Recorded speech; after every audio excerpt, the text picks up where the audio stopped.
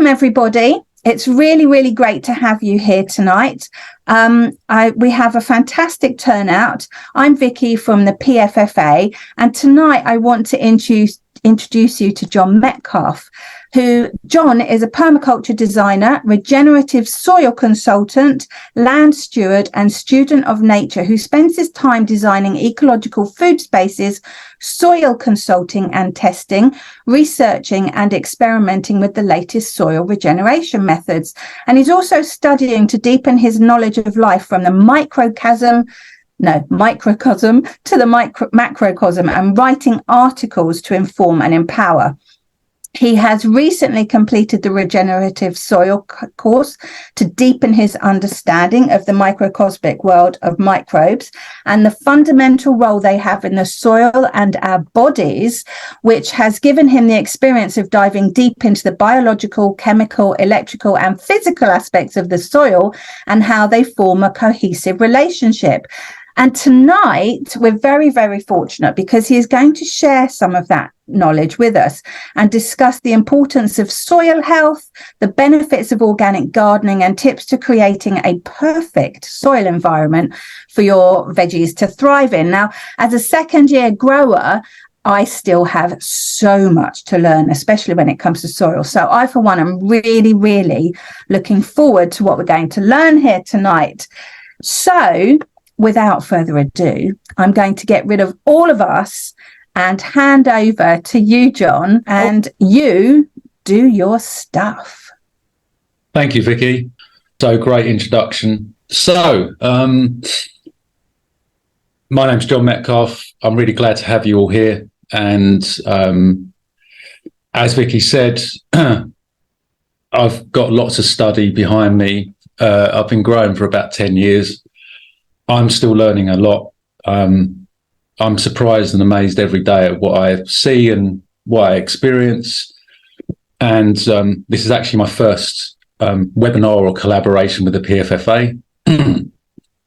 My company is called Sow and Grow Regenerative. And I just want to tell you a little bit about that quickly, really, because sow and grow is obvious in regards to growing plants. But really what I learned in my time about growing food is that sowing seeds isn't just about the plants, it's about sowing seeds in ourselves and the people we meet. And through that, we grow in many different ways. And having a relationship with the plants and nature, learning from nature, has really taught me a lot about myself. And that's really important because, many years ago, my ego could really get in the way of me opening up to people and listening to them. So I've really worked on that a lot. So that's just kind of a little bit about me, apart from the plants. So sow the seeds of success, preparing your garden soil for a bountiful harvest next year. I've worked really hard on this. There's a lot of information. So please, it might be overwhelming for some of you, but please just take what you can from it. As Vicky said, there'll be recordings, and I'm also happy to share a PDF document, which will be all these slides that I've included here today. And just to start off, the soil is so fundamental to everything on this planet. It feeds us all.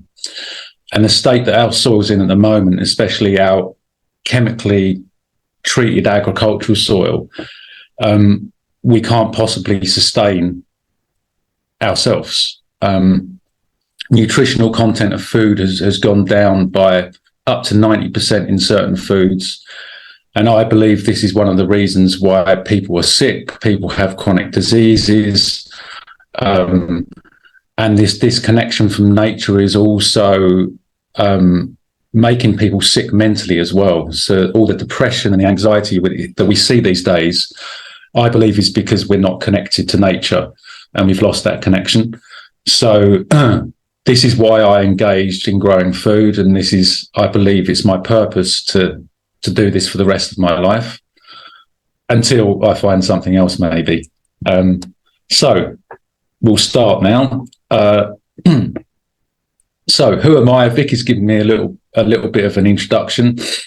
So I'm a permaculture designer, soil consultant. I'm also an observer of the climate and the sun. And I think that's really important to understand how we need to grow food in the future. Because as some of you may know, that's changing quite rapidly. And I think it's important to take that into account. But growing soil and plants in a regenerative way allows us to mitigate against those changes. So, the importance of soil health. There's a lot of information here, so as I said, bear with me, and it will all kind of come into itself. So, healthy soil is the linchpin of a healthy ecosystem, and in fact, it's the linchpin of a healthy society. Without healthy soil, people become sick, and so it's really important to use that as a fundamental foundation of everything that we do. Because I believe if we grow healthy food, we can have healthy communities, and we can each step into our power and follow our passions and do what we really love, rather than what we're told to do or what we think we need to do. So when soil is at its full health, plants have everything they need to be immune from attack from disease and pests. And the reason for this is because the soil is like a universe, a mini universe. And the more biodiversity that we have in the soil, the healthier plants are, because they need these interactions between the biology and the chemistry and the elements and the sun in order to have that robustness. And it's paramount to healthy plants to have that relationship with healthy soil. And when plants are able to photosynthesize to their full capacity, they can process nitrogen into amino acids and to produce fats and lipids. So, as some of you may know, amino acids are the building blocks of life. They're the building blocks of proteins. It's the same in plants. So when they're able to photosynthesize their full capacity, they're able to cycle the nutrients and the biology. And this means that plants can express themselves to their full potential. And as I kind of alluded to earlier, human health is directly related to plant health. And a lot of studies that I've been looking at, a lot of like peer-reviewed papers, etc., are showing this correlation between the soil biome and our gut biome. And many of the microbes that we find in healthy soil are actually found in our gut as well. So that goes to say that if we don't have a healthy soil biome, we can't possibly have a healthy gut biome. So that's really important to remember, because this is all about these cycles, and we're not apart from nature. We are part of nature. So as I said, human health is plant health. It's integral to everything we do. And if we eat healthy plants, we can grow strong. And this especially with people with weak immune systems. All the nutrients and the supplements that we have to take to remain healthy can actually be got from plants. And it's only because the soil doesn't have these or can't produce them that we actually have to take all these supplements. So, what is soil? It's made up of a number of components. Many of you may know what these are, but I'll just run through them so you kind of get an idea. So aggregates, these are the clay, the silt and the sand. But it's also the air and the water that interact with the clay, the silt and the sand. And these are like the foundations of our soil. It's where all the minerals are held, and it's where these interactions start to take place. So whatever you have whether you have the clay, the silt or the sand, and there will be a combination of all these, it's important that we know what these are so we know how to remediate the soil. Soil organic matter, possibly the most important component of the soil. This is living and dead organic matter. So if you go to a forest or a woodland in the autumn, you're seeing all the leaves drop down. That's the start of soil organic matter. And as the elements and the biology interact with those leaves, they start to break them down. And that forms into something called humus. And it's the humus which holds all the biology, all the life, all the charge, all the energy. And it is the playground, so to speak, where everything takes place. And then we have nutrients. So we have the oxygen, the hydrogen, the carbon, the nitrogen, the phosphorus, the potassium, the calcium. They're our macronutrients or macro minerals. And then we have the micronutrients and trace nutrients. Now, plants will need those macronutrients that I mentioned in the highest forms. But the micronutrients and trace nutrients are still very important for the plants to be healthy and to fight off disease and pests, etc. And then we have the biology, and these are broken down into these different groups here. So we've got the bacteria, the fungi, the protozoa, the nematodes, the microarthropods, insects, which are known as macroarthropods, our lovely earthworms, and then we have birds and mammals. But they're all really important to keeping the soil healthy, keeping an ecosystem healthy. And then we have plants. So they are the masters of photosynthesis, and they create the energy for all life to exist. And this connection between the plants and the sun is what allows the soil to build. And it's the roots and the leaves that interact with the biology and the chemistry that facilitate those processes.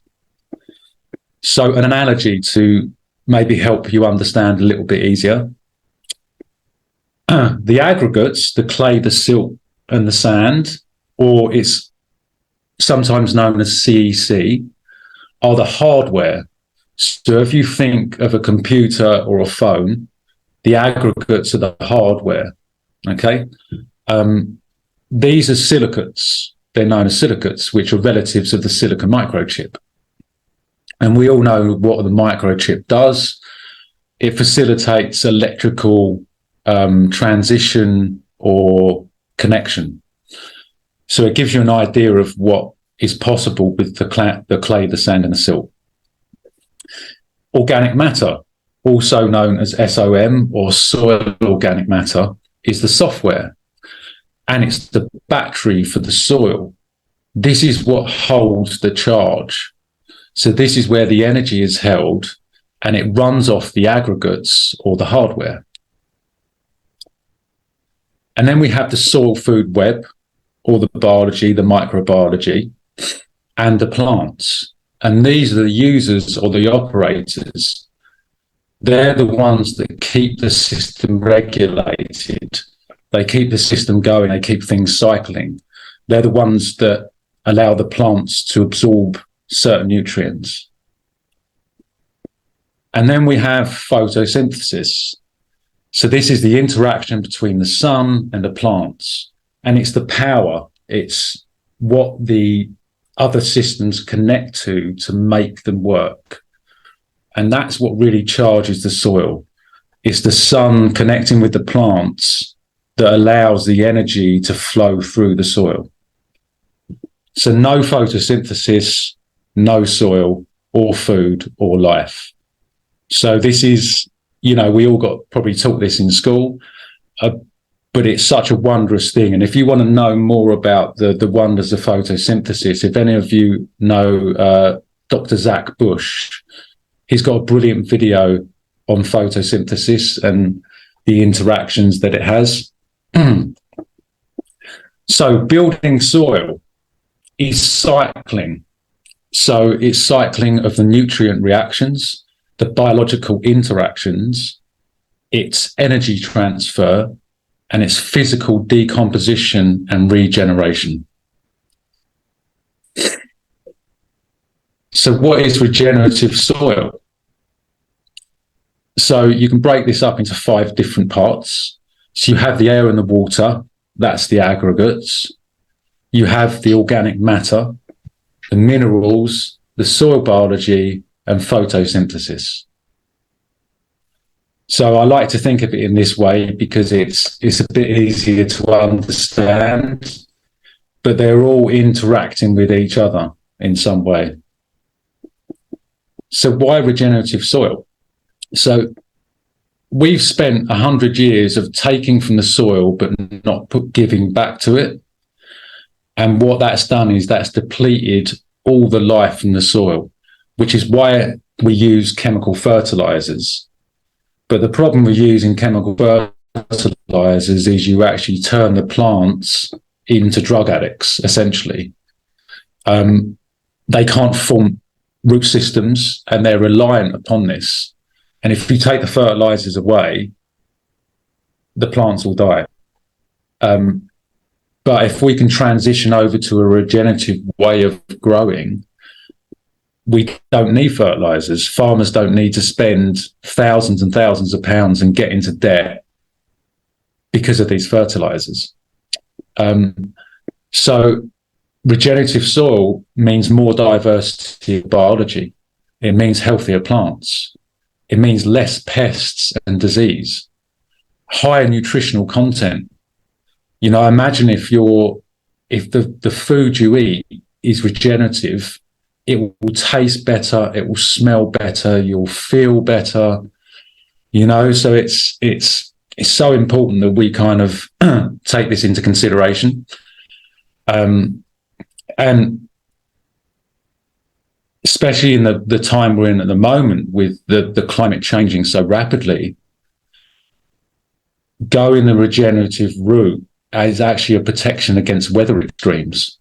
So we can create this buffer which protects us. We can create microclimates which help our plants. They'll protect our plants from, you know, too much drought or too much water, and less inputs. So once you get this system in place, you don't have to buy composting. You know, especially for farmers, but for small growers as well, or even if you're just growing in a window box, you can create a mini ecosystem, even something as small as that. And more cycling of oxygen and carbon, which is needed. We're actually in a bit of an oxygen depletion zone at the moment in Earth. We are getting more plants growing, but basically our oxygen cycle is starting to slow down. So going the regenerative route, I mean, this is just a small section of what's possible. So air and water, the fundamentals of the soil. So having the right amount of air and water in your soil is vital to the functioning of the soil food web. I'll explain what the soil food web is in a minute. Plant root penetration and to create structure. So your soil maintains a healthy buffer zone. The buffer zone protects us against the swings in the environment.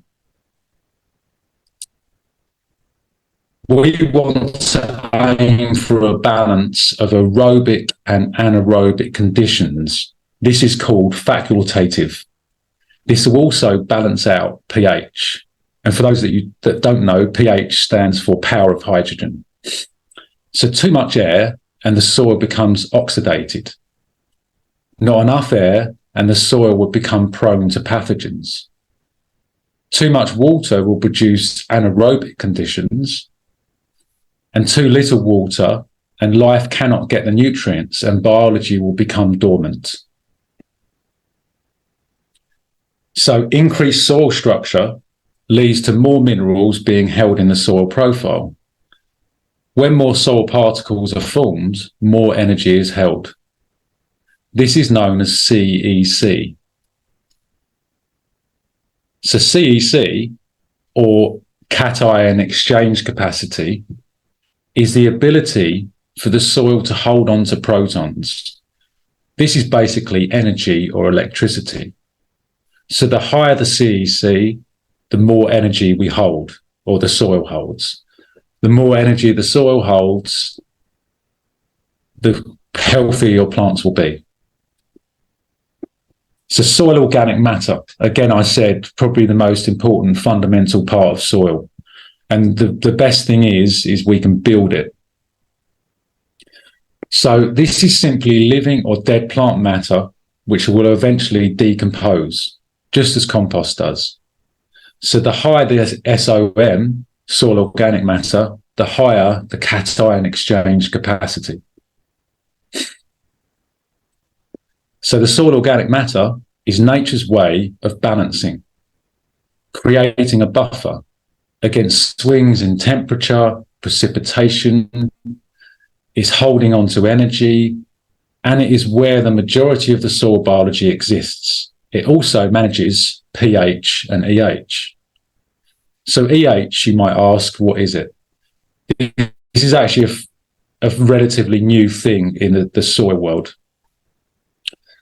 EH, I don't know what it stands for. I've never been able to find out, but it was posed by a man called Olivier Husson, really cool French guy who's done decades of research into this area. But it stands for the soil redox potential, and redox is reduction against oxidization. So simply put, this is the measure of charge the soil holds. So this is related to the cation exchange capacity. Reduction is the gain of energy. In chemistry, that's what reduction means. Oxidation is a loss of energy. So a forest has reduced soil. The reason for that is because we don't till soils. We don't go and dig soils up in forests. They aerate themselves. It's the biology that is keeping the air and the water flowing through the soils in the forest. Whereas a conventional ploughed field has oxidized soil, which means that every time a farmer churns their soil up, what they do is they release energy out of the soil. So by doing this, they're actually cheating themselves out of growing good food, which is like, it's mad. Also, when you plough a field, you compact the soil. What that means is, if any of you have been driving past farmers' field after it's rained, quite often they're flooded.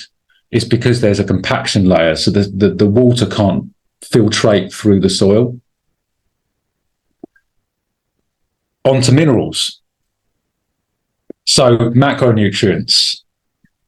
Carbon is the powerhouse. Hydrogen obviously comes in water. Then we have oxygen, nitrogen, phosphorus, potassium, calcium, sulfur, and magnesium. So these are the ones that we need the most of. The nitrogen, phosphorus, and potassium, also known as NPK, are the things that plants will need most. Still, calcium and sulfur and magnesium are still important, but they come in slightly less concentrations. Micronutrients. These are iron, manganese, zinc, copper, chlorine, believe it or not, boron, nickel, molybdenum, silicon, selenium, and cobalt. Probably most of you know about cobalt. It's used for electric cars, etc. But all of these are essential to the functioning of plants for different reasons. And we can go more into that in the workshop. But they're all really important for the immunity of plants, for building cell structure, for fighting off pathogens, and a host of different reasons. So how nutrients affect plants? Boron, silicon, and calcium are important for cell structure. They actually build the cell walls. They strengthen the cell walls in a plant. and they improve the immunity to fungal pathogens. So quite often, a plant will get taken down because it doesn't have strong cell walls. And the greatest thing is most of these nutrients we can actually make our own inoculations at home for. So you can actually become a little bit of a chemist yourself, and it's really quite easy. It just requires a little bit of practice. But yeah, I want to emphasize that point about how important nutrients are. And so especially the calcium is something that is a macronutrient, and it's used quite a lot in plants. So another fact is, if you have low potassium, and potassium is really important for flower and fruiting in a plant, then if you add zinc, you can actually help the plant absorb more of what is available. So the zinc will actually allow the potassium to be absorbed into the plant itself. Water enables calcium to be transpired through the phloem of the plant. Calcium is the only thing that goes through the phloem. The phloem is just a part of the plant. So if your plant isn't getting enough water, then it means that calcium can't get into the parts of the plant, i.e. the cell wall structure, that strengthen the plant and prevent it from attack. Excuse me for my voice, it's going a little bit. So minerals can be antagonistic or synergistic. But we need a balance of all these nutrients, and there's always a trade-off with the nutrients, but if you have the right soil, the biology can always access the right nutrients at the right time. So on to soil biology. The soil food web. Some of you may have heard this.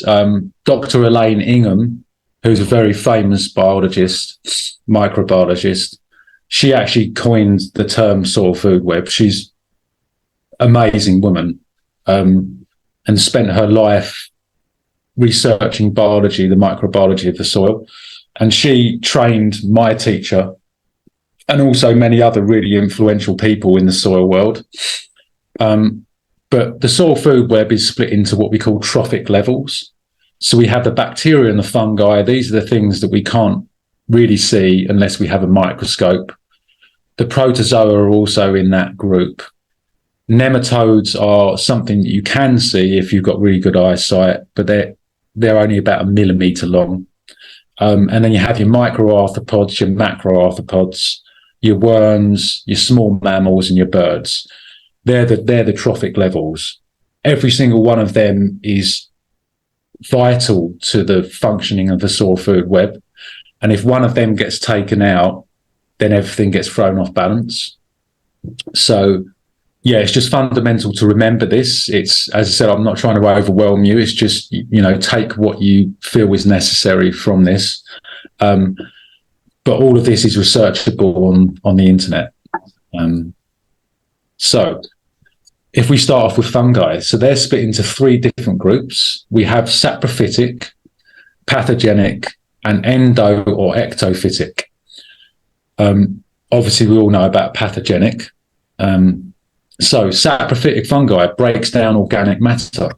You might see this when you go out into the woods. You can see this growing on trees or fallen down trees, or maybe on wood chips you've used to mulch. If you use wood chips, these are really important because they're the decomposers. Basically, without saprophytic fungi, we'd have a massive buildup of dead material.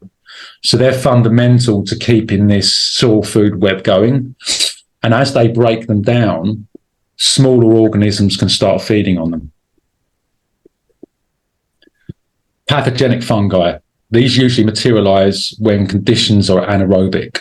So if we don't have enough air, or we've got too much water, or when plants are stressed. So if plants aren't getting enough calcium, for instance, they can become stressed, and this can lead to harmful conditions. And it's usually deadly for plants unless you save them. Powdery mildew, most of you might have heard of this. These are actually one of the pathogenic fungi.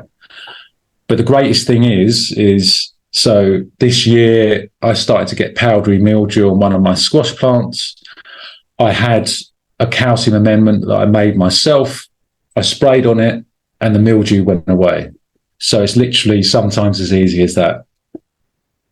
So endophytic, this is a group of fungi which partners with plant roots in a mutually beneficial relationship. Some of you might have seen Fantastic Fungi.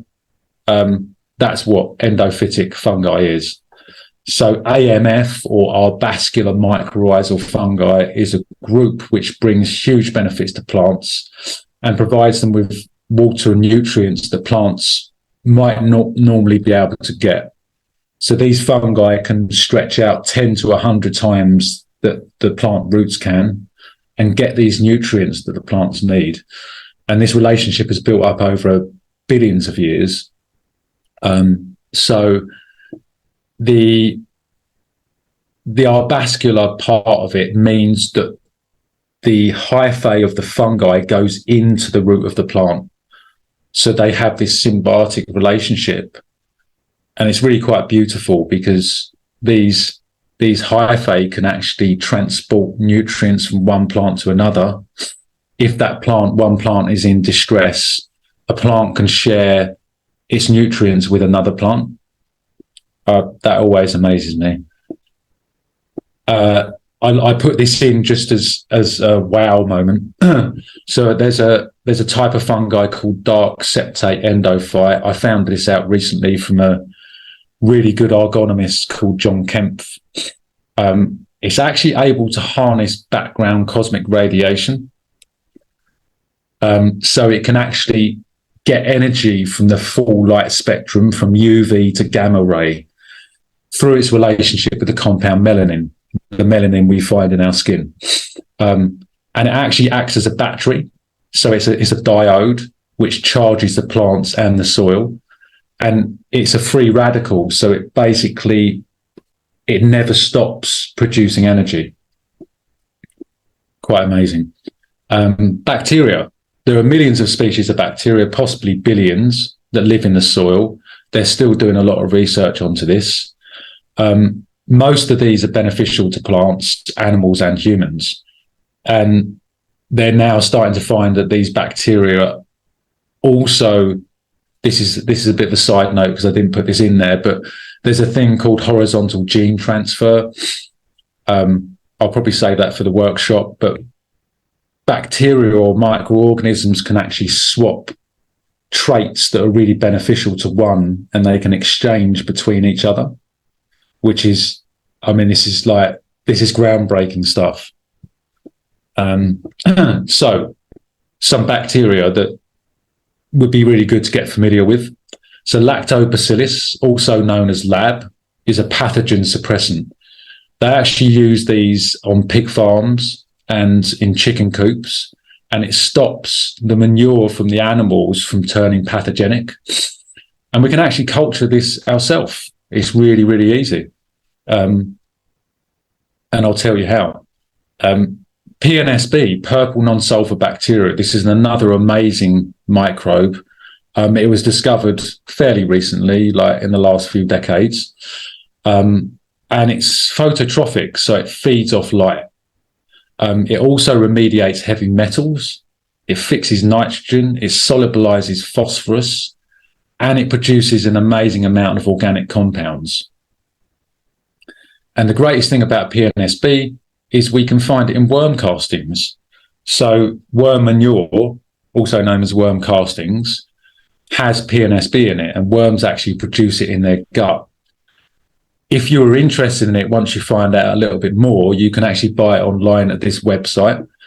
They've run out at the moment, but I'm sure they'll be getting in more stock. But the interesting thing about PNSB, they actually use it in aquariums to stop algae building up on the glass of the aquarium on the inside. So that's really quite fascinating. So this website is an aquarium retailer. So there are many more beneficial bacteria which are vital for plant and soil health, including phosphorus mobilizers, plant growth promoting rhizobacteria. So legumes actually produce these rhizobacteria naturally, and immune supporting bacteria as well. So they actually help the immunity of the plant. On to the next trophic level, protozoa and nematodes. So protozoa, they feed on bacteria and fungi, and their waste is consumed by the plant roots as energy. We want amoebas and flagella, and ideally no ciliates. Ciliates are an indication of anaerobic conditions. Not always, but most of the time. I realise that some of this information might not be relevant at the moment, but as you go deeper into the growing food, you'll start to realise that it is really important. Nematodes. So once they were very misunderstood. A lot of people thought nematodes were like pests. But the main groups of nematodes are bacterial feeding, fungal feeding, root feeding, and predatory. The root feeders can be really destructive. They can completely destroy the roots, which kills the plant, which is why we need the predators. So we need a mix of all these things to keep the cycling going, and they all eat. They're eating each other basically and consuming each other's manure and waste and micro and macro arthropods. The microarthropods, which are things like mites and collembolans, are feeding on the protozoa and the nematodes. And the macroarthropods are feeding on the microarthropods. And the birds are feeding on the macroarthropods, so like the spiders and the ants and all the insects you get. So it's just this one, it's just beautiful soil food web. So plants, photosynthesis and roots. The magic of photosynthesis and the power of plants. So photosynthesis is the most efficient engine at producing energy. There isn't anything that comes close to it. It transforms energy from the electromagnetic spectrum into carbohydrates through chlorophyll. Carbohydrates are transported through the plant into the roots, and it then releases them into the rhizosphere. This is the area around the roots, through the form of exudates, which are also known as plant sugars. These sugars are exchanged for nutrients through the relationship between the bacteria and fungi. The bacteria and fungi are also consumed by the plant roots. Yes, plants eat bacteria and fungi. That's a new finding as well. And then they're regurgitated out again, and that process continues. Without this relationship between the plants and the soil biology, plants would not be able to produce the fruit, medicine, and fibre that we all rely on. They can only do that through artificial fertilizers.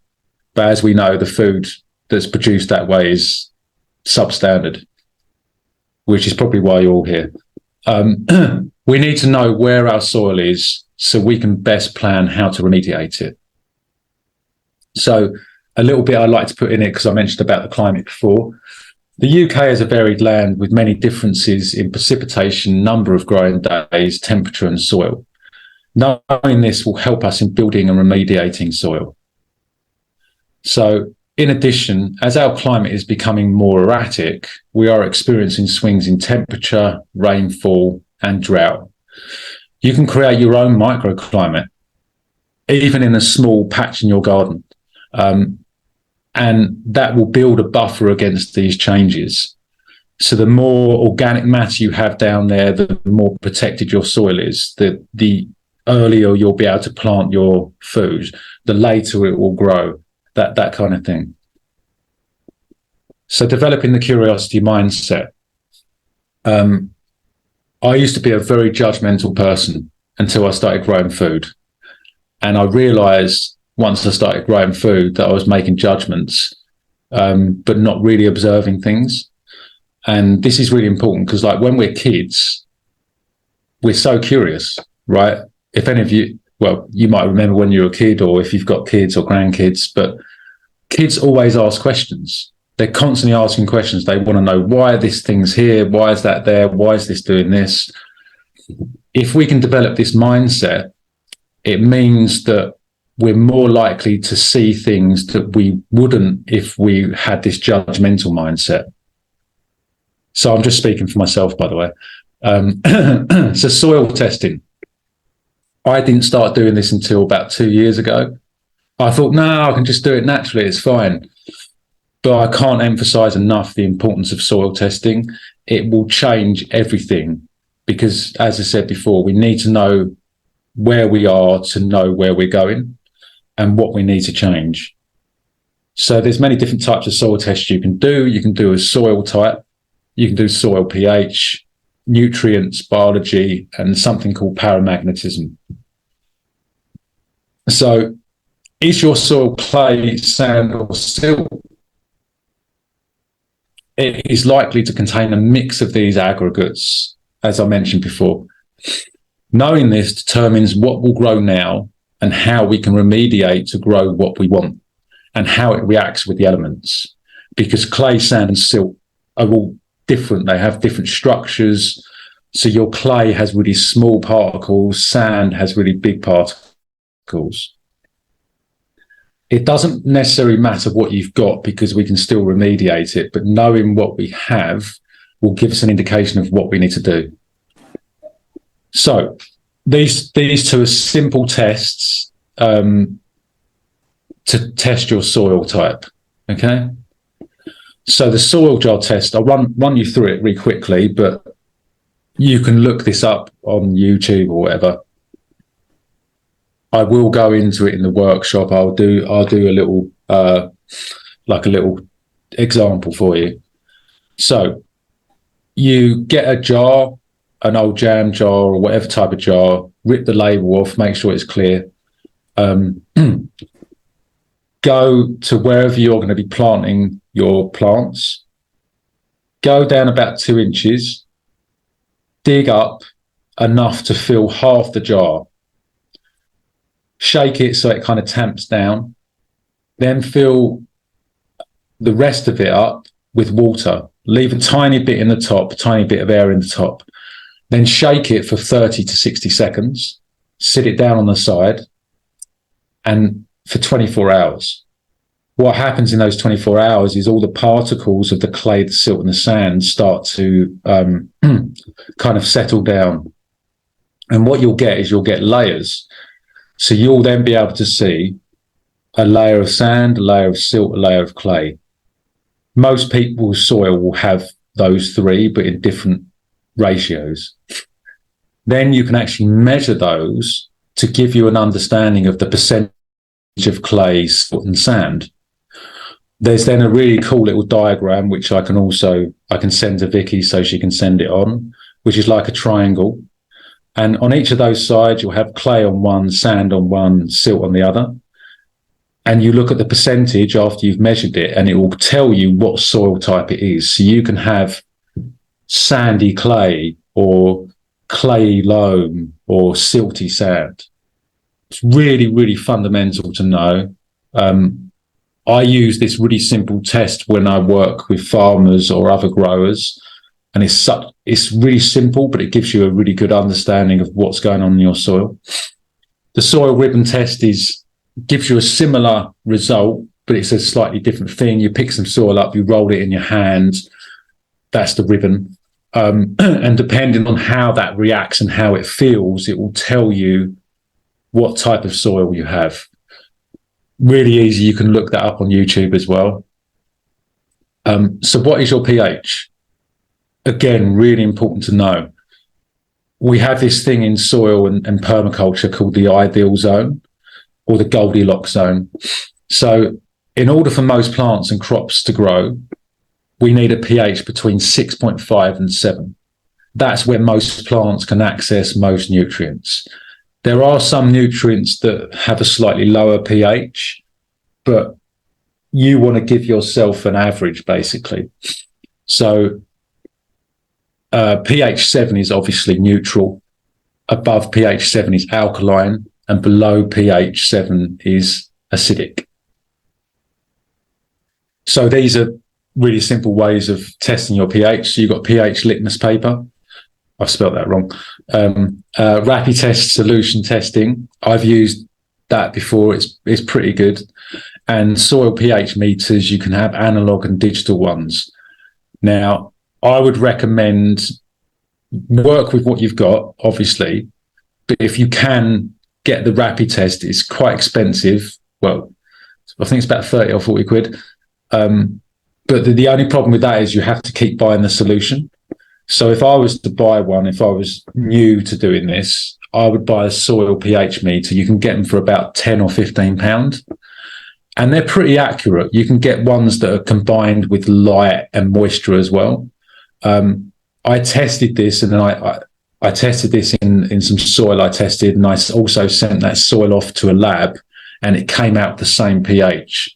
So that gave me an indication that the meter I was using was pretty accurate. And if you're going to do this, go to the growing area and test in various areas, because a lot of soils will have slightly different pH depending on the area that you test in. So mineral testing. Again, you can test your minerals by the rapid test. And there's other home soil test kits on the market as well. They'll only measure your NPK, so they'll only measure your nitrogen, your potassium, and your phosphorus, because they're the three nutrients that the plant needs most.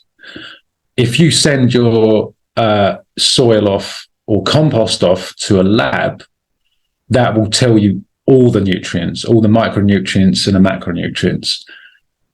I've done this quite a few times, and it gives you a really comprehensive idea of what's going on. That's if you want to go down that route. It costs about 55, 60 pounds, so it is a little bit of an outlay. But if you want to keep growing year on year, it's an idea to get it done. So testing for soil biology. So there are many different methods we can use. I haven't tried the Burley's funnel because I get my soil sent off to labs, but by hand and eye, this is also a great way to just get on your hands and knees. Get down in there, dig in the soil. You can use a trowel if you want, but that will give you an idea of the things that you can see. And if you can see certain insects in your soil, it will give you an indication that the smaller microorganisms are there, because it's the bigger insects that are feeding on the smaller microorganisms. So it won't give you a complete picture, but it will give you an idea. And then the pitfall trap and the Burley's funnel, again, you can find them on YouTube, but you just basically dig a little hole and you put some fluid in there, like non-toxic antifreeze or something like that, and the animals will just fall into it. And obviously it can kill them, so if you don't want to kill animals, don't go that way. But if you're okay with that, I'm just giving you options here, then at least it gives you an idea of what's going on. The Burley's funnel works in the same way, but it's for the microarthropods. And then, of course, lab testing. If anyone wants to test their compost or their soil, I know of a really good lab in the UK that will do the biology testing. So observe what is going on in and around your soil. If you've got a garden, sit in your garden and look at the birds, look at any animals, look at what's going on, because it will give you an idea of the other levels that are in your soil. And as I said before, dig around with a trowel or your hands. I like using my hands because I love getting my hands dirty. And as I mentioned, send your soil or compost samples off to a lab. They'll give you something called a biological assay, and that will include your fungi, your bacteria, your nematodes, and your protozoa. So I've kind of put this in as just a bit of information, but paramagnetism, yes, the soil holds a weak electrical charge and it can be amplified.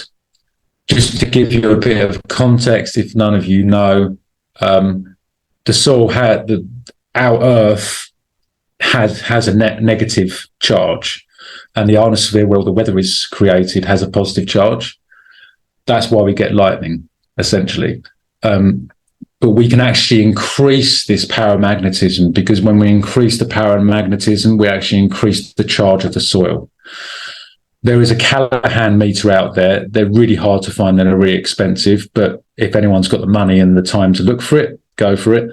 But we can actually raise this charge by adding amendments, which I'll get onto in a minute. So build and regenerate soil. This is really my life's work to do this. So, yeah, it's really exciting what's possible. What is the structure of your soil? Is it compacted? Clay soils can become compacted, especially if you walk on them too much, or you dig on them too much, or there's heavy machinery on it. How does it react to water? You can do these tests as well. You can dig a hole, you can pour water into it and see how quickly it filtrates into the soil. Does it sit on the top? Water passes very quickly through sandy soils because the particles are much bigger. So what is the pH of your soil? Is it alkaline or acidic? In Essex, so I used to live in Essex, I live in London now, but Essex and London tend to have around 7.5. Sometimes it changes. It depends on the bedrock. I did some soil testing in Berkshire, in the Chilterns, and that was highly acidic because it's on flint and calcium carbonate, so limestone. So that tends to sometimes make the soil acidic, not always. So what is your context? I'm putting these questions here so you can start kind of thinking about how this relates to you. Do you have outside space, a garden, allotment, or bigger? Or do you have a balcony? Whatever you have, you can still grow food, you can still regenerate soil. And there's still ways you can build soil, even if you live in a flat and you've just got a balcony. But if you know someone who's got an allotment or got a garden, hook up with them, build a relationship, and you can do some exchanges. So composting. What is compost? This is the good stuff coming now. It is decomposed and stabilized organic matter. A lot of the compost you buy online is dead. It hasn't got any life in it. I want to emphasize this because I've bought compost before and it's been shit. Sorry for the language. But, even the organic compost, and you test it and there's no biology in it. And the reason is because they do it in massive, massive volumes and they heat it up to such a massive temperature that it kills everything. And then they just bag it up and ship it off. And there's so many of these companies about, and most people are none the wiser. And I wasn't until I started testing. So adding compost to our soil, good compost, is like adding soil organic matter, like how nature does it. That's all we're doing. We're mimicking what nature does when we make compost. It also provides biological life back into the soil. And this is the importance of, if you want to make your own compost, you're basically making life. You're making life from dead organic matter, it's a cycle, right? So carbon and nitrogen ratios. This is probably one of the most fundamental things if you want to make compost, is to understand how this works. So a typical compost pile, and I'm talking about hot composting, will start off at 20 to 30 carbon and 1 nitrogen, and will finish around 10 carbon and 1 nitrogen. That's 10 parts carbon and 1 part nitrogen. The reason for this is, as compost decomposes, it will leach carbon out, or it will extract carbon out into the air. This is just like a natural process. This can be controlled to a certain extent. The reason I'm saying this is because if you want to make compost, you just need to be aware of what you need to look out for. So the more carbon you have, the more fungal dominant the compost will be. And the higher the nitrogen, the more bacterial dominant it will be. In all composts, moisture levels, in order for it not to dry up, moisture levels need to be kept at between 50 and 65%. I can tell you in the workshop how to kind of do that, but it's quite easy. You just pick it up and squeeze it, and you can kind of tell by your hand. So depending on your context, do you need bacterial, fungal, or balanced compost? What does your soil need? So if your soil is like pH 8, there's no point putting bacterial compost on there because it will just make the pH higher. Right? Remember that ideal zone is between 6.5 and 7. So you need to bring your pH down. So you really need more fungal compost. And I'll explain how that can happen. So this is where the testing comes into play. Knowing your pH is going to really help if you want to make compost. So thermophilic composting or hot composting, this was originally created by, Berkeley Institute, which is part of the university in America. And it's a really quick way of making compost. Elaine Ingham, who I mentioned before, she's really good at this and she's been doing it for years. She's got loads of videos if you want to go and watch those. So it's an aerated type of compost. It needs to be turned at least 5 times. The duration is about 21 days, sometimes a little bit longer, sometimes quicker, depending on the environment. The temperature needs to be kept between 55 and 70 degrees. You need a thermometer for this, which you can get on Amazon. Yeah, I went to Amazon, sorry. But the temperature needs to, the thermometer needs to be about 50 centimeters long. This is so you can actually put it into the compost pile and tell the temperature of the middle, because it's the middle of the pile that heats up. And then the materials are browns, greens, and manures. I always try and source organic stuff. It can be difficult, but it can be done. Browns are simply plants that have gone through their life cycle and shed their seed, and they're just about to die. That's what brown material is. Green material is before you get to the seed, and manure is pretty obvious. But you need this for the hot composting. You need a third of browns, a third of greens, a third of manure. If you want to make the compost more biodiverse, you can add all sorts of stuff. You can add like weeds to it, like native plants. You can add seeds to it. You can add pulses, all sorts of stuff. You can add food scraps, twigs, all sorts of things. The importance of this is the greatest thing about thermophilic composting is it will kill most pathogens, if there's any pathogens in those materials, and it will kill annual weed seeds. So you can even use weeds that have gone to seed and put them in there, and the heat will kill the seed. That doesn't happen with the mouldering compost pile.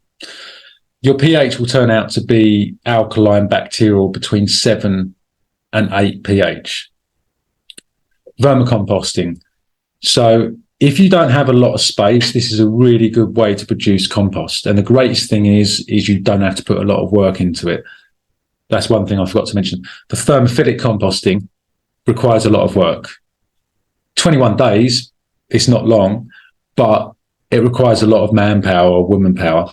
And you have to turn it quite a lot.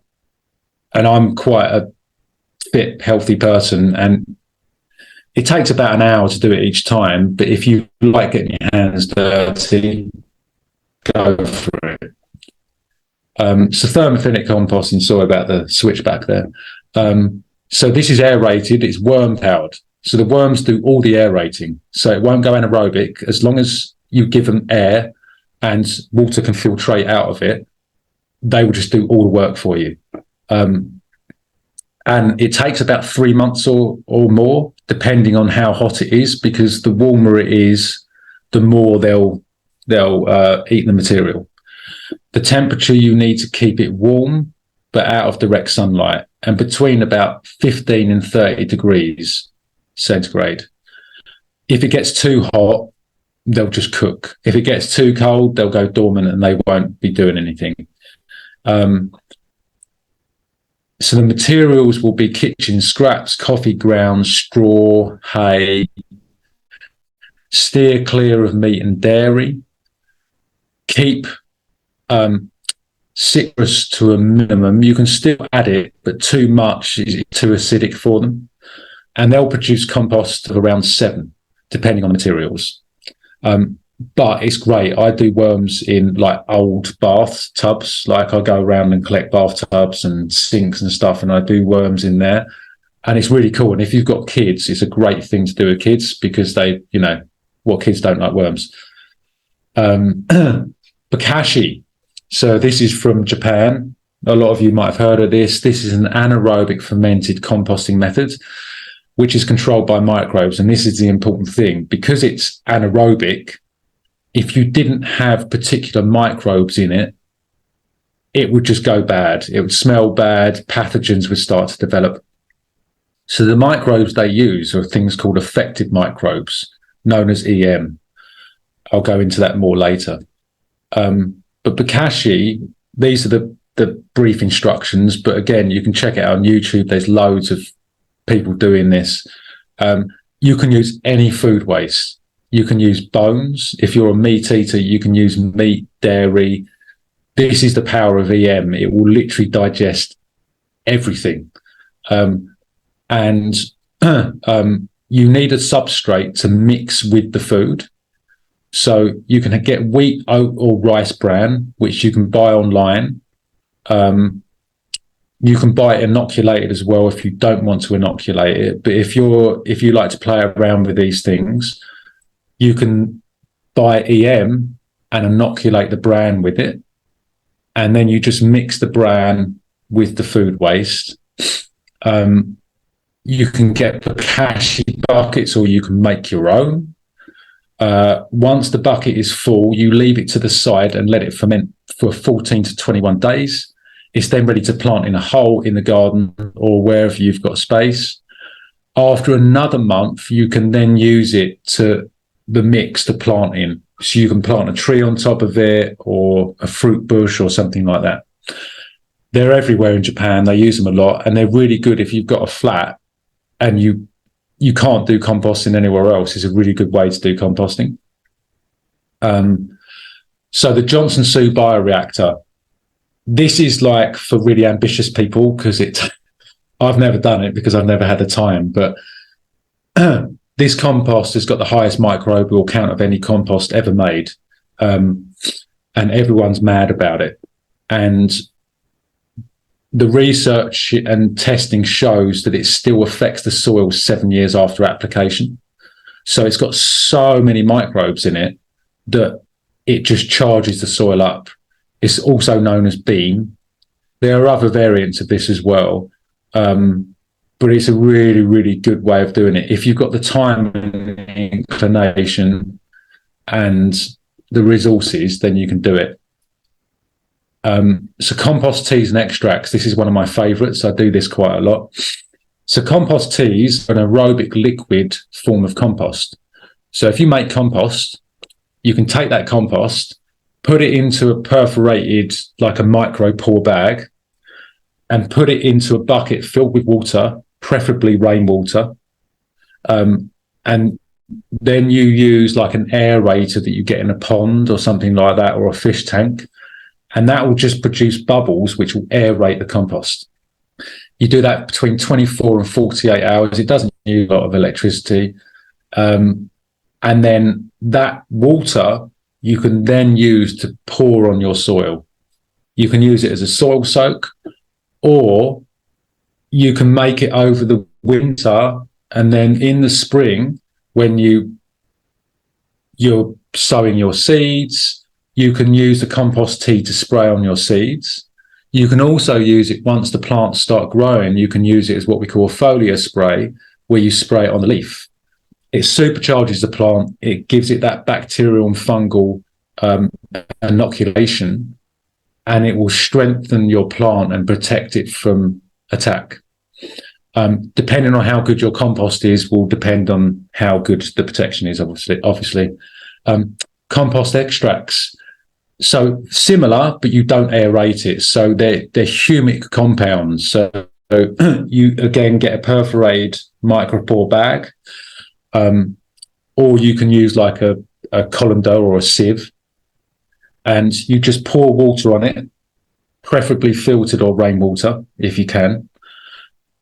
And the stuff that comes out is what you call compost extract. They're basically humic compounds, and they're amazing. You have to dilute them, but once you've diluted it, you can do it the same as a compost tea by spraying it on the seeds or the leaf or the soil. But these are amazing. They really do help your plants. So growing plants, this is, a lot of people are mad about compost and compost teas and all these microbes, but building soil, nature's been doing this way for ever, however long plants have been around, right? It's one of the best ways to build soil, and you can do it quickly depending on the plants you build. So you can do this with cover crops. Cover crops are a really good thing to use during the autumn and the winter because they protect your soil and they'll build the soil as well. They'll capture carbon, they'll put nitrogen in the soil, and it's nature's way. So through this life cycle of the plant, it's constantly capturing carbon, converting it into humus. It feeds biology, creates nutrients and cycles water and energy. And when it dies, it feeds the soil again. This is the greatest thing. It's a cycle. And once you get these cycles implemented, your inputs will decrease massively. So mulch and cover crops. So this is in situ composting. It's part of growing plants, obviously. Mulching is a great way to build soil over the autumn and the winter. So these are some of the things, the materials that you can use to mulch with. Wood chips, raymeal wood chips, which are twigs and small branches, dead leaves, hay, straw, existing plants that are already there, you can chop them down, decaying fruit and veg. So if you've got like a compost bin at home that you put all your dead or your unused fruit and veg in, you can put that on your soil. That will rot down over the winter, especially during the autumn and the winter. The fungi, the early winter, the fungi start getting involved and they will decompose it really quickly, the saprophytic fungi. And then chop and drop, this is like an expression that's used. So if any of you guys are harvesting stuff now, but you haven't chopped down your plants, they're still standing, you use the chop and drop method. So you can chop that down at the root, or you can pull it out the soil. I wouldn't suggest it with beans or peas because they still have nitrogen. They're still pumping nitrogen in the soil. Lay it down on the soil and just let it decompose. It's a good way of saving money because you don't have to buy compost if that's the way you want to go. And you're just following the cycles of nature. So sheet mulching is like an extension of the chop and drop. So it's a really simple way of breaking down organic matter and using up materials that might go otherwise to waste. I'll go more in detail in the workshop, but simply you chop down your stuff. You can cover it with cardboard and then you can tarp it. You don't have to tarp it, but the tarping just helps it decompose quicker because it's cutting off, oxygen to it. So. And then on to mineral amendments. So there are so many different mineral amendments you can use. You can buy some, you can make them, but it's a vital addition to your soil or compost. So you can add them to your compost or directly to your soil. So rock dusts and flowers. These have been used for a while, but they're starting to get really big now. And they're simply pulverized, powdered glacial rock and volcanic rock. So these packed full of minerals, many of these are trace minerals, and so like your zinc and your cobalt. They're a great way to raise your paramagnetic charge. So because they have these minerals in them and they've had all this energy from the volcano or glaciers, they have this paramagnetic quality to them. Or you can use seaweed or kelp. I use Hebridean seaweed, which again is packed full of trace minerals, and it's really good. It's quite expensive, but it goes quite a long way. And because it comes in a soluble form, you can just add it straight to your compost or spray on your plants. Or you can mix it up in inoculations, and it's got so many applications. Ocean minerals. Ocean and seawater contain many of the minerals that seaweed does, because seaweed obviously absorbs it when it's in the sea. But of course, because it's salt water, we have to be careful of the salinity levels. But if you have a sea near you and you know it's clean, you can take a little bit of this ocean water, dilute it, or you can even mix it with kelp or put it in your compost. And that really helps to feed the biology when you're making compost. So onto the mineral-rich composts. You can add minerals in the form of rock dust and seaweed to your compost piles. And as I said, this organic matter and the biology will imbue and start working with them.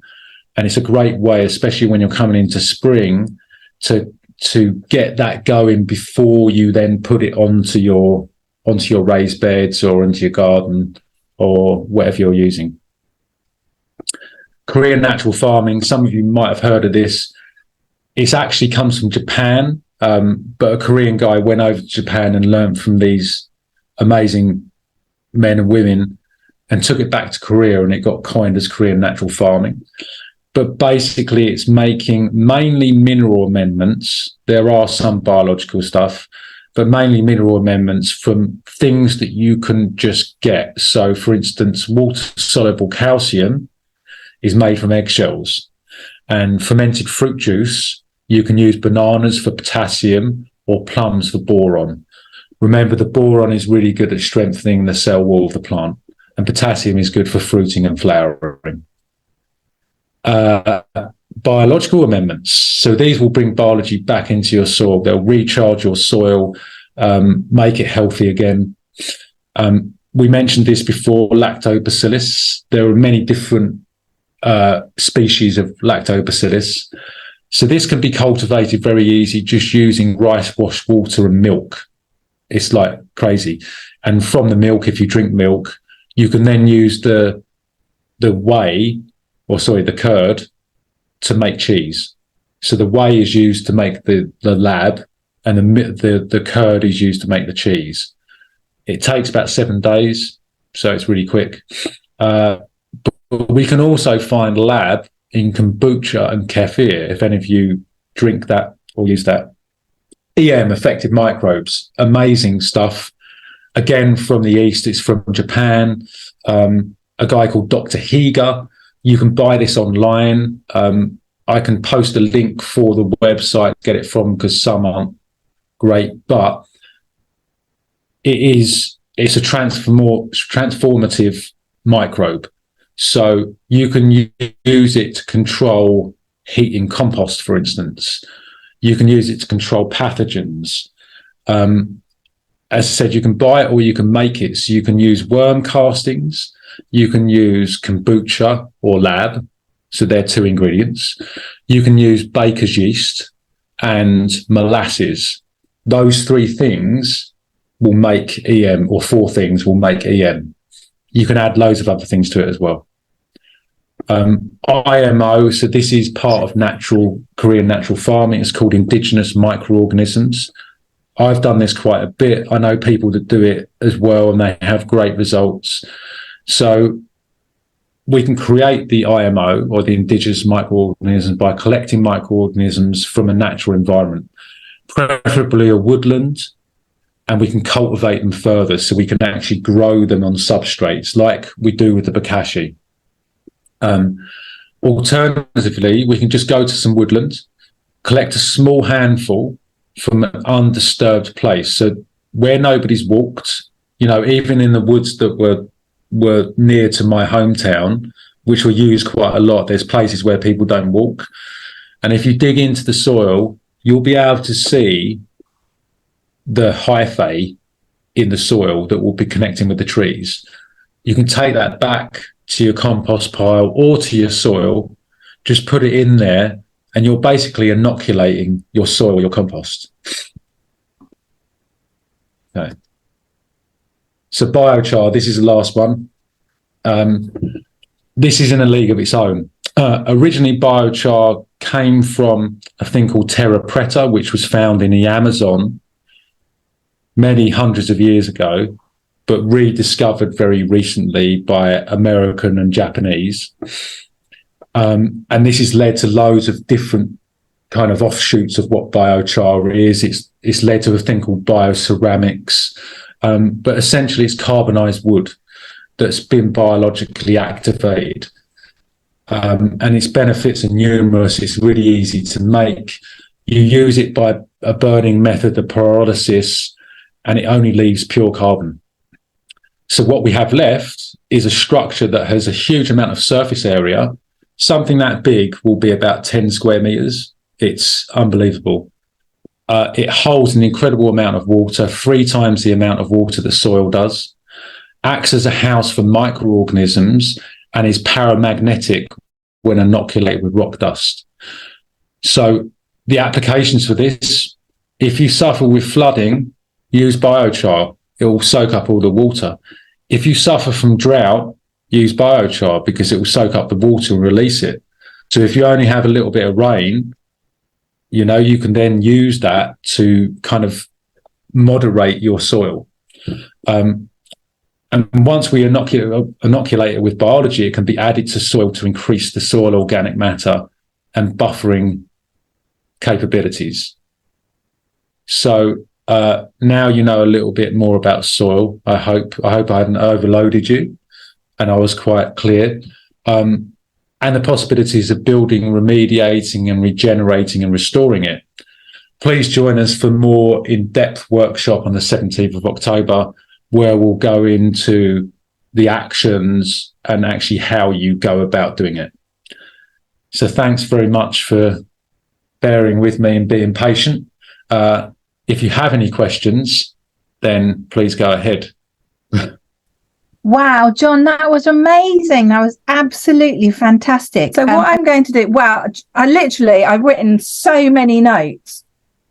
So who knew there were so many different composts? But it's so interesting. I'm a nutritional therapist. So for me, so much like the early parts when you're talking about the soil and what's in the soil and how that compares with the human body, because it's all about balance. We're all the same. It's just the circle of life, isn't it? Exactly. So that was really interesting. And there's a few links I've written down that I'll get for you. There were a few questions. So people were asking about the workshop, because obviously you alluded to that. So you told them about a bit about that at the beginning. Just so that everybody knows, yes, there is a workshop in 2 weeks. This is just kind of a taster session for you. And I will be sending out all the details for you to register for the workshop when I send out the replay. So just be patient with us. And then in that same email, I'll include the PDF of the slides, because there was huge amounts of information that John shared with us. Karen asks, are the specific labs for soil testing? You said there was a specific one. Are you able to share that with us, or I can put the link into the email? So depending on what soil testing you want. So the biology soil testing is done by a company called Soil Ecological Laboratory. And his name's Daniel Turkill. He's been running, he taught under Elaine Ingham. Right. So he's had all that kind of training. So they're good for biological assays. The nutrient testing now, with the nutrient testing, there's various forms of nutrient testing. So there's loads, there's like 6 different types. There are a couple in the UK. I haven't used them, but I can get a recommendation of one. I was recommended some in America. The only thing is with that is you have to pay for the shipping. Yeah, sure. Yeah. So it works out to be a bit more expensive. But the soil reports are, the only thing I'd say about the nutrient testing is you kind of need to know what you're reading. So it's tough because I only started doing this recently. So I was on this steep learning curve of reading soil reports. But I can definitely find out and then send you the information, and then you can just send that to everyone if that's okay. Yeah, cool. That's absolutely because fine. I don't want to recommend. But if you just do soil nutrient testing in the UK, it will come up with a bunch of. There's not actually that many. There's probably, I think, 5 or 6 I saw. But I don't like to recommend places unless I've tried them myself. No, that's fair enough. Because what I do is when I get the soil tested, I get biology tests, nutrient tests, and I send them to the soil biology lab because they send them off for lots of people and they will send them to America. That's how I've been doing it, if that makes sense. Yeah, that makes perfect sense. Yeah. But I can, if you want, if they can wait, I don't know who asked the question, but Karen, sorry, Karen. So Karen, if I can email Daniel and I'll ask him if he recommends anyone in the UK that will save you on your shipping. But they're going to be about 55 quid. So they are a bit of a layout, but if you want to know, it's really good to know. It was really interesting. Like, I've always assumed that testing your soil is really expensive, but like, you know, you showed the simple ones, didn't you? The soil jar. I've got so many notes, I can't remember where I put that down, but that, and you know, that's quite a simple one. So then Karen actually had another question, which I had the same question going on in my head. Have you ever tried copper wire antenna, i.e. permaculture? Have you ever tried that? Have you looked into permaculture? Electroculture, sorry. Electroculture. Yeah, I'm getting my cultures mixed up. Yeah, good question. So, because someone recommended this to me, suggested this to me about 6 months ago. I'll try and make it simple. I haven't tried it. Yeah. So I started following this guy about 6 months ago. And I was like, this is really good. His vegetables are growing really well. Yeah. The thing is, when you introduce a copper wire into soil, you're taking a charge from the sky because the ionosphere, the positive charge, into a negative charge. Okay, which seems great, but this is what trees are doing and plants are doing naturally without the copper. And this still has yet to be explored, but if you have too much copper in the soil, it becomes toxic. Yeah, same for us. Plants. Yeah. So exactly. So you might have a short-term gain. Yeah. But what's it doing in the long term? So again, it comes back to testing to see what you're actually starting from, doesn't it? Yeah, that makes sense. It comes back to testing. And if you are going to do it, test it out. But you then need to test afterwards to find out if copper's leaching into your soil. Because if you've got too much copper, it becomes toxic. Yeah. And again, lots of people are having really good results, but what are they doing to their soil? Yeah, in the long run, yeah. That's, I'm not discouraging anyone from doing it. I'm just trying to make people aware that there's all these it's like any short-term gain, right? We think it's going to get us where we want it to get us to, but it always has fallbacks. Yeah. And nature is already doing this. So if we increase the paramagnetism of the soil, we're going to have the same effect, but it will be a long-term effect rather than a short-term effect. And it will be a balanced, natural effect rather than us, exactly as you say, upsetting that balance. Yeah, that's really interesting. And it's the same with, because like I've seen that electroculture being bandied around, and it's exactly that you say. They're only sharing one snippet of a whole massive area. Yeah. So that makes perfect sense. Yeah. And Karen is full of the questions today. Thank you very much, Karen. Now, she said, can you add paper? And this related to the first, if I remember correctly, it related to the first type of composting that you were talking about, which I can't remember the name. I've got too many written down. Thermophilic composting. Yes, that's the one. Yeah. Yeah, you can. You can add paper, you can add cardboard. It's so I don't get picky with these things, but by all means add paper, but just be aware of the paper you're adding. Yeah. So if you're adding paper with, we all remember that where fish and chips used to come in the newspaper and stopped it because of ink poisoning. Yeah. It's that Same type of thing. It's going to leak. It's not to say you can't. I'm just saying be aware. Whenever you're adding something, just think about what it is. And the purity. So it's like a lot of people use cardboard to protect their soil during the winter. Yeah. Which is great. And I don't want to overload people and complicate things, because do what you feel is necessary. I'm just here to kind of offer the information, but cardboard can have glues in it. Yeah. Right. How toxic are those glues? Because they're like finding out sellotape and the printing and all of that again. Yeah.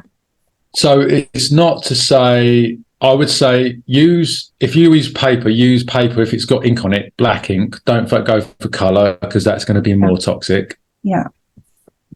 But try it. There's nothing wrong with trying it. And I would say, if you're ever going to do something, if you're going to do compost like that, maybe try it in one compost pile and then have another compost pile that you don't put it in, and see what the results are.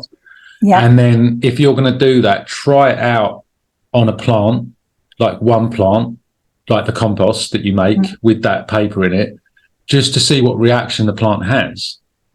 It doesn't, the thing is with a lot of these microorganisms is there's microorganisms that can remediate glyphosate. Yeah. Yeah. There's microorganisms that can remediate oil spills. They're using plants to remediate around Chernobyl. So this is the greatest thing about the soil, is it can remediate all toxicity that humans have ever created. We can do it. So the greatest thing about this is, why not try it? Because you just don't know. And especially if you added effective microbes to the compost, that might work, right? Yeah. Like balance it out. These questions are really good because they actually provoke like curiosity into it. Yeah. So thanks, Karen. And just while John mentioned glyphosate there, just to let you know, in case you haven't seen the emails, that on Saturday the 7th, this Saturday coming, from 6 till 9, we have a whole event dedicated to glyphosate. We've got some really, really great speakers. We've got Dr. Stephanie Seneff. Now, she actually wrote this book. She's like one of the leading experts on glyphosate in the world. We've got Patrick Holford, we've got Patrick Holden from the Soil Association, Glyphosate Girl, we've got and more. So if you haven't already registered, then you'll find the details of that. So that was just a little plug there, John. Nice. And just going to find, wow, I know loads more now. Thank you. Brilliant. Thanks, John. Wow. Thank you. That was very informative. Thank you. Very informative. And here's a question from Charlotte. What causes an excess of wood lice in my beds and compost? Good question. So it depends what the excess is. If it's just been this year, I've noticed a lot of wood lice myself. Yeah, I have as well, actually. It could be an environmental thing. and it could be. So I don't know for sure, but I would say that there's something going on with the temperature that is allowing them to propagate more. Whatever the predator is for the woodlice. So, I don't know if you noticed this year, there was an infestation of aphids. I didn't get them. It was slugs. Oh, right, yeah. So we're always going to have an infestation of something. Yeah. It all comes down to balance, really. So leave me with that, and I can try and find out some more information. But I'd just like to kind of leave you with this, is that there was an infestation of aphids. I had them in my allotment and the garden here. And it's because we had quite a cool May. Yeah, cooler than usual. Now, aphids usually come out first and ladybirds follow. Ladybirds eat aphids. Mm-hmm. So the aphids got a head start because the ladybirds come out when it's a bit warmer. So it might be something similar to that. Right. I'm guessing it'll be something similar to that. Cool. But I can find out more. I'll find that out and I'll send you the answer, and then you can send that on, if that's all right. Yeah, of course. Julie says, thank you. Super taster session. Imagine, folks, if this is the taster session, imagine what the workshop's going to be like. Yeah. So then Heather says, fascinating, but it's only my second year on a tiny patch in my garden. What is the most important things for me to do that is not expensive, please? Just before you answer that, I will offer something that I got from this, what you said about compost. I've spent, and this may be relevant or not, Heather, but I've spent, it's my second year of growing, and I've spent a fortune on compost. It's the biggest purchase out of all of it. And exactly what you said, my compost this year was absolute rubbish. I noticed a significant difference to the compost I bought. It was the same compost I bought, but the compost last year was much better. It felt different, even to my immature lack of knowledge. And the plants didn't grow. I know we've had completely different weather conditions, which is going to impact that, but the plants didn't grow as well. So I don't know if that's something, because for me that was my biggest expense was compost. Yeah. I mean, if you can make your own compost, depending on can you repeat the question again, please? Yes, of course. My second year on a tiny patch in my garden. What is most important things for me to do that are not too expensive, please?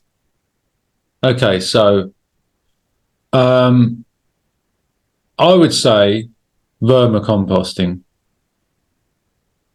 because you can use all your food scraps that you eat, chuck them away. You can just feed to worms. You can buy. I mean, you could find someone that's got some compost worms. They need to be. If you're going to get compost worms, make sure you get red wrigglers. Right. Because if you get like African night crawlers or European night crawlers, they're not native to this country. Yeah. And that can cause issues with the ecosystem. So there's a company called, I don't know where you are, but there's a company called Worms Direct. If you look for composting worms, you can they're brilliant. They're so cool. I love them. But you can get little worms, and all you need to do is just build a little box, right? You can find scrap wood somewhere, get some bedding for them. It's a bit of an outlay, but you stick the worms in there and just keep feeding them the food, and they'll just decompose it for you. And as long as you protect them from too much cold, you can then use that in the springtime to build your soil up. Or you could, what else could you do? So look around so there's websites. There was one in Essex called SEOG, which is Southeast Essex organic gardeners, and on there, and look on these forums, a lot of people are giving stuff away. That's a good idea. They'll be giving like old waste away. Or if you've got someone in your neighborhood that cuts grass, take their grass, put the grass on that little bed, right? It's going to be getting nitrogen into the soil. You know, get yourself into a thing of like, who could I ask? Where could I look? That type of thing. I've honestly, the amount of free stuff you can get is insane. Yeah, absolutely. We've got loads of free stuff. And that's, I haven't got a lot of money, right? So I have to become creative. Yeah. Some people have got loads of money, they can buy, you know, this, and this is why I started making compost, because I got like bales of hay, like massive bales of hay, like organic hay for like £9. I went around cutting grass on my allotment. I spoke to some woman on one of these websites, and she was giving away organic manure from her small hole. So I just went and collected it myself. Yeah. And it was, you know, I built a compost heap, you know, like 500 litres of compost. Wow. I think it was like 20 quid. That's amazing. Okay, there's a bit of work involved. Do you know what I mean? But you can make things out of nothing. I wrote something down earlier, which was, where is it? How to create abundance out of nothing. Yeah. Because you can. And this is to kind of go slightly off subject, is look, when you plant a seed and you grow that plant, you might pay out, say, 20 quid for a bunch of seeds. You plant those, you learn a bit about the plants, you grow the plants, you get the fruit, and you save some of the seed. And next year, you don't have to buy a seed. No, exactly. And this is what I want to emphasize with the work I'm doing, is creating these cycles. Is because once you create one cycle, a composting cycle, once you get good compost on your growing area, every time you grow plants, the bits you don't use, you cut down and you compost them. So the next year you might not, you won't have to buy as much compost. And after a couple of years, you'll never have to buy it again. Yeah, and that's exactly what I was like. Okay, we've bought all this. This year's not been great, but now we've been composting, which is why this is all good. So we've got quite a few more comments, so I'm just going to go through them. Annalise, Annalise is looking forward to the workshop. Karen says, great, thank you very much. Annalise is experimenting with electroculture, so I'm guessing that she's picked up on what you were saying with that. Jay Main says, we are all electrical beings, absolutely. Annalise again says, I also only use copper tools like Charles Dowding. And then she says, thank you very much. Charlotte says, I have had them everywhere on my allotment in the last year. I don't know if that means aphids. I think she meant woodlouse. Oh, yes. Sorry, she does. That's right. Yeah. Amy says, great information, thanks so much. Nessie sadly had to go to work. No. She finished her breakfast and then she's had to go to work now in New Zealand. Brilliant. So she was upset, but she did well. Interesting question here from Jay Main, which we may or may not touch upon. Do you think the sky spraying has made major impact on the growing season? Interesting question. If they are spraying the skies, which I still haven't resolved, I haven't had the time to look into it, but if they are, potentially. But the great news is, and this is the great news, is we can remediate all of it. Yeah, exactly. You know, all the aluminium and the boron and all the stuff that, you know, these heavy particulates, but could be, of course they could be. I mean, they've been cloud seeding for years, for decades. There's all the possibility. And it could be affecting growing season. Sorry, I was just signaling to Monica there. Definitely, of course they could. But I would say, how can we remediate against it if it's there? Yeah. because the water table is that they're poisoning in our water, they're poisoning our soil, they're poisoning the air. Of course they are, in all sorts of different ways. And of course it can, without a doubt. But there are things that you can do to remediate against aluminium toxicity, lead toxicity, plutonium toxicity. Like literally you can remediate everything. It's so amazing.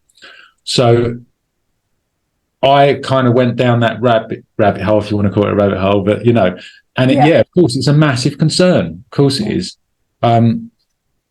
But I want to really think, like, how do we get, if this is happening, how do we get past it? Exactly. It's always like, if there is, it's finding the solution. It's being able to take positive action against all of this. Yeah, exactly. Things, isn't it? Yeah. Because we got to tax them everywhere, right? Yeah. But everywhere. So we can, I think, and this is building community. If we can build a community, we can be like, oh, this might be happening. What can we do about it? Share the knowledge. Yeah. Exactly. And empower themselves. Absolutely. Yeah. So Suzanne says, many thanks to John, looking forward to the workshop, and that she's sorry she joined late. It's not a problem, Suzanne, don't worry. You were here. That's the main thing. Jay Main, I'm sorry, Jay, I don't know what the J stands for. 100% homemade compost. That's fantastic. Annalise is off to bed. Good night.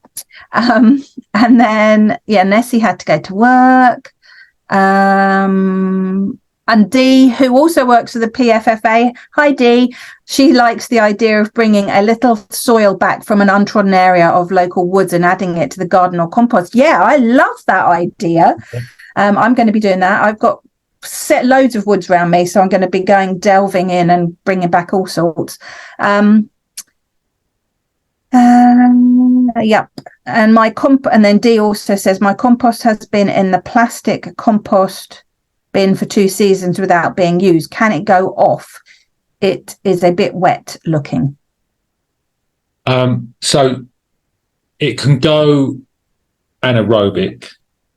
Yeah, so no oxygen. So how would you oxygenate it? Build if it's not turning, so I would smell it. If it smells putrid and knocks you out, then it's not. But it's hard to tell. I mean, I would say best use your senses. Yeah, I mean, I guess feel it as well, like you were saying. Feel it. Yeah. Take the plastic thing off, turn it, leave it for a while. Yeah, and then it'll dry. Yeah. Then it might dry out. It's hard to tell because it depends on what's in there. If you can see loads of like mold, then that's pathogenic fungi taking hold. But it doesn't mean it is completely, because it can still be remediated. Yeah. You can add EM to it. You can add EM to it, and that will really help to kind of destroy those pathogens, break them down. Yeah, and that I really liked what you said, like that final one, but it's biochar, because I've heard of that before. In fact, I've heard of that 2 times recently. So yeah, there's so much. So wow, everybody, we've still got nearly everybody on. Okay, after nearly 2 hours. So thank you so much to everybody for staying. Thank you so much to John, who, by the way, hasn't had his dinner yet, for staying too, and for giving us all of that amazing information. As I said, I'm sure this is an introductory session, so you can only imagine the actual real knowledge you're going to get from the workshop, which all the details will come out. I know John has put so much effort and time into putting together this presentation for tonight, which I personally am really grateful for. And judging by the response, I think that it's a really good response. So thank you very, very much, John. No worries. So I really enjoyed it, and it's great. We're all learning, aren't we? Yeah, absolutely. So there was one more question I saw pop up, and I think it was about. Can you save where did it go? Can you save the worms from your plastic compost bin? Is that the one you saw? Yes. Yeah. Yes, so you can. The thing is, if there's worms in there, it's probably all right. Yeah, because they'd have left by now. They'd have left. they'd have gone off. So they know best. the worms might even be aerating it. Yeah. So, yeah, if there's life in there and there's no obvious pathogenic fungi, which you'll be able to see what it is, I would say it's okay. And if you're unsure, take a bit of the compost, test the plant in it. If the plant grows okay, it should be fine. Brilliant. But if you're really unsure, test it. Amazing, absolutely amazing evening. Thank you very, very much to everybody for coming. Major thanks to John for sharing all that information with us, and we'll be getting lots more information out for you for that workshop in a couple of weeks. So thank you, John. Cool. Thank you, everybody. Thanks, Vicky. And all that's left for me to say is have a fantastic evening, everybody, and enjoy your dinner, John. Thank you. I will. Thank you.